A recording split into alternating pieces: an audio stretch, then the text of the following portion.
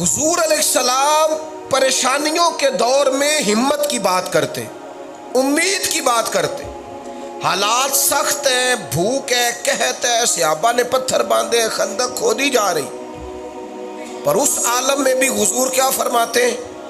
چٹان توڑنے کے لیے جب نبی پاک اس پر اوزار مارتے نا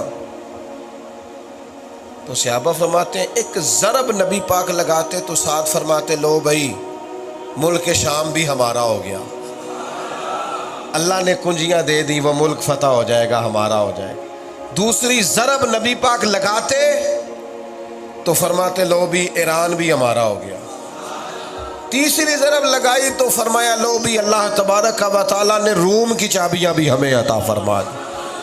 یہ علاقے تو بڑی بات میں فتح ہو، لیکن حضور خوشخبریاں دیتے، خوشخبریاں ہر وقت پریشانیوں کی۔ وہ میں ایک دن مجھے کہیں سفر پہ جانا تھا تو کچھ لوگ آگے بیٹھ گئے۔ ہمارا یہ طریقہ ہوتا ہے کہ ہم بات چھیڑتے ہیں، ایک بات کرتے ہیں تاکہ پھر دوسرا بھی چھڑ جائے۔ وہ بھی آ گئے، انہوں نے آ کے نہ تو میرا خیال تھا کہ معذرت کی جائے، سفر کیا جائے، وہ بیٹھنے کے موڈ میں تھے، کہنے لگے سناؤ پھر آج کل پاکستان دے حالات کس طرح دے نے؟ میں انہوں نے آ کے بالکل ٹھیک دے۔ وہ پریشان ہو گئے، جی میں تسی نہیں ہو گئے سارے؟ میں کہا ٹھیک ہے، چپ کر گئے۔ میں نے ان سے کہا یار یہ جو تبصرے ہم کرتے ہیں نا، خالی تبصرے، کوئی عملی کام تو کرتے نہیں، ان تبصروں سے کوئی انقلاب آیا پہلے؟ یہ کتنے ٹی وی چینل بن گئے، سارا دن تبصرے ہوتے ہیں، کوئی انقلاب آیا ہے؟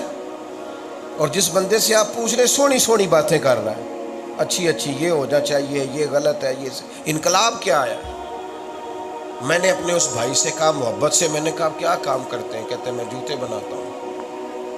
میں نے کہا اس طرح کریں، جو کام آپ کرتے ہیں اس کو صحیح کر کے کریں، تاکہ غریب آدمی بیچارہ ایک دفعہ جوتا لینا تو اس کا جلدی ٹوٹے نہ، اسے دوبارہ خرچہ نہ پڑے۔ چلے یہ تو صحیح کر کے کریں، ہم جو خدمت ہم کر سکتے ہیں وہ ذرا صحیح کر کے کریں۔ میری بات کی سمجھ آ رہی؟ اگر ہم اپنا کام بھی صحیح کرنے لگ جائیں تو پھر بھی ملک اور قوم کا بڑا فائدہ ہو جائے گا۔ اپنا کام بھی اگر دیانتداری سے کریں، ہم نے ساری دنیا کو ٹھیک کرنا ہے، بھئی پہلے اپنا کام تو صحیح طرح سے کر لو، وہ تو صحیح ہو نہیں رہا۔ اللہ کے رسول خوشخبری دیتے اور لوگوں کو حوصلہ دیتے اور تسلی دیتے۔ تو جنگ خندق میں حضور نے خندق بھی کھودی، لوگوں کو تسلی بھی دی، حوصلہ بھی دیا، اور پھر سارے کفر کے مقابلے میں ڈٹ کے کھڑے بھی ہوئے۔ ایک مہینہ پورا کافروں نے محاصرہ کیا مسلمانوں کا، بھوک بھی تھی، ٹھنڈ بھی تھی، حالات بھی خراب تھے۔ ہمیں نہ 4 گھنٹے کا انتظار کرنا پڑ جائے تو بس گئے۔ ٹینشن، ڈپریشن، پریشانی، تلخی، ایک دوسروں سے لڑتے، ناراض ہوتے، تنقید کرتے، شکوے کرتے، ہر وقت آزمائش میں لوگ، یوں لگتا ہے جانے کیا ہو گیا، بد اعتمادیاں، کسی بندے پر کوئی اعتبار نہیں کرتے، معاشرے کو عجیب بے ہنگم کیا جا رہا ہے۔ اس ماحول میں ہمیں یہ سمجھنے کی ضرورت ہے کہ اس عالم میں جب اتنا سارا آزمائش کا ٹائم آ گیا، ایک مہینہ حضور نے ڈٹ کے مقابلہ کیا، بالآخر ہوائیں ٹھنڈی چلنے لگیں، ان کے خیمے اکھڑنے لگے جو مہینے سے باہر بیٹھے تھے۔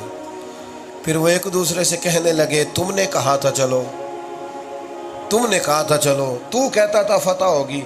ایک دوسرے کو تانے دیتے، خائب و خاسر ہو کے جب وہ سارے بھاگ گئے، اللہ نے مسلمانوں کو فتح دے دی۔ اس ماحول میں میرے رب نے فرمایا گویا ہم جیسے لوگوں کو پیغام مل رہا ہے، اور جلدی گھبرا جانے والوں، کمزور پڑ جانے والوں، ادھر دیکھو کس طرح میرے کریم محبوب ڈٹ کے کھڑے ہیں۔ لقد کان لکم فی رسول اللہ اسوۃ حسنہ، تمہارے لیے میرے نبی پاک کی زندگی میں بہترین نمونہ ہے، بہترین۔ تم ادھر دیکھو حضور کس طرح مقابلہ کرتے ہیں، کس طرح۔ ہمارے ہاں نا ایک مزاج بنتا جا رہا ہے، ہم دین کو چند ایک خاص دائروں میں بند کرنا چاہتے۔ دین اسلام میں اسوہ حسنہ میں جو وسعت ہے، حضور کا صبر، استقامت، حوصلہ، اور سب سے بڑھ کر نبی پاک کی معاملہ فہمی، حکمت، تدبر، دانائی۔ حضور جو فیصلہ بھی کرتے تھے بڑی دانائی سے کرتے تھے، سوچ سمجھ کے کرتے تھے۔ युअल्लिमुकुमुल किताब वल हिकमा, अल्लाह फरमाते हैं मेरे महबूब तुम्हें किताब भी सिखाएंगे और हिकमत भी सिखाएंगे। बड़ी मामला फहमी के साथ रसूल करीम अलैहिस्सलाम चीज़ों को लेके चलते थे। हमारे यहाँ जज्बाती फ़ैसले और जज्बाती मिजाज, और घरों में बच्चे शिकवा करते हैं कि बाबा जी सब्र नहीं करते, बाबा जी का ख्याल है कि बच्चे में हौसला नहीं। लेकिन अगर हमारे मिजाज में ज़रा बुर्दबारी आ जाए, ज़रा तहम्मुल आ जाए, ज़रा वक़ार आ जाए, ज़रा ठहराव आ जाए, हम ज़रा सोच समझ के फ़ैसले करने लग जाए। नबी अकरम सल्लल्लाहु ताला अलैहि वसल्लम के ऐलान नबूवत से पहले ना कुफार मक्का ने, कुरैश ने खाना काबा को दोबारा से तामीर किया था। तो खाना काबा को तामीर तो वो सब कबीलों ने मिल के किया, लेकिन जब हजर अस्वद लगाने की बात आई तो लड़ पड़े। एक कबीला कहता था मैं लगाऊंगा, दूसरा कहता था मैं लगाऊंगा। और फिर हमारे यहाँ ना जी कुछ लोग होते हैं मशवरे देने वाले जो माहौल को और ज़्यादा ख़राब कर देते हैं, शिद्दत पैदा करते हैं। ये जब आप किसी के ख़िलाफ़ हो जाते हैं ना तो उसकी भी वजह होती है। ख़ानदान में कुछ लोग होते हैं जो कह रहे होते हैं तेनों ना पूछे ही नहीं, तेरे को ते राय लेंदे ही नहीं, वो काम ख़राब हो जाता है। बिलखुसूस दामाद को लोग ख़राब करते हैं, कहते लो ना तेनों तेरी तो इज़्ज़त ही नहीं कर दे। तो वो तो कर्मा लागे बैठा होता है ना बिल्कुल तैयार, वो उसी वक्त ही तैयार हो जाता है लड़ाई करने को। छोड़ यार, इज़्ज़तें ना मांग के ली जाती हैं ना लड़ाई करके ली जाती है। इंसान को काम इस तरह के करने चाहिए कि इज़्ज़त करने को दिल करे, उसका वक़ार तबीयत में बैठ जाए, उसको सलूट करने को जी चाहे। एहतजाज करके इज़्ज़त लेंगे। लड़ पड़े कबीले, मैं रखूँगा हजर अस्वद अपनी जगह पे, मैं रखूँगा। लड़ाई बन गई। बल्कि बाज़ तो ऐसे थे जिन्होंने खून मंगाया, प्याले में रखा और उसमें हाथ डाल के कस्में उठाई कि अगर हमें मौका ना मिला तो मार देंगे या मर जाएंगे, हजर अस्वद हम ही रखेंगे।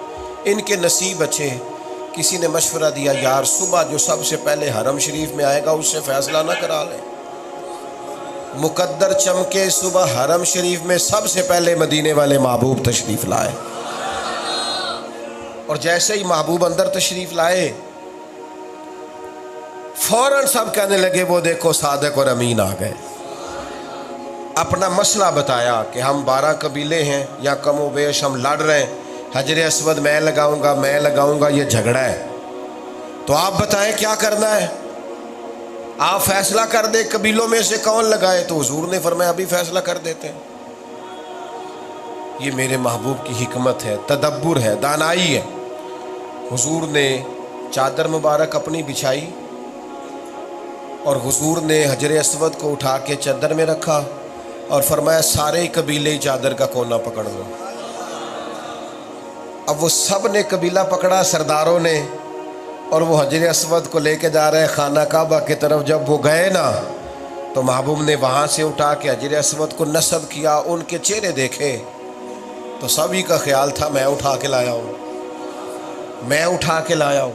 इस दानाई से रसूल करीम ने फैसला किया कि वो लड़ाई, वो शिकवा, वो सब ख़त्म हो गए। हमारे मिजाजों में वो हिकमत नहीं। उसवा हसना हमें दानाई सिखाता है। नबी पाक अलैहिस्सलाम ने फरमाया हिकमत मोमिन की गुमशुदा में रास है, ये तेरी है, तुझसे गुम हो गई, ये जहाँ से मिले वहाँ से ले लो।